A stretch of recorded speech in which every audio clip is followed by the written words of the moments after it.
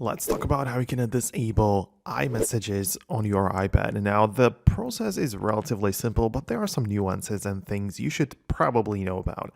At first, naturally just head over to your settings on your iPad, then in the All Apps view at the bottom, go to the messages. You can find it alphabetically, and inside of the messages, you should see a toggle for iMessage.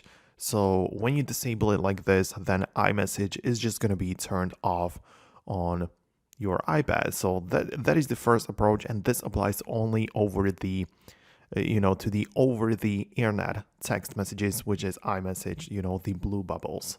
However, if you have an iPhone associated with the same Apple account that you use also on your iPad, you should check out the messages settings for your iPhone as well, as there might be a thing called text message forwarding, which really just means that whenever you receive a text message, which doesn't have to be iMessage over the internet, it might be just a regular good old SMS text message, this might also be forwarded to your other devices like your Mac or iPad. And if you want to stop that on the iPhone where you have the SIM card installed, you need to, inside of the messages settings as well, just disable your iPad or any other devices in the text message forwarding. So this is not technically iMessage, but if you just don't want to receive any sort of text-based messaging on your iPad at all, you might also want to look into this as well.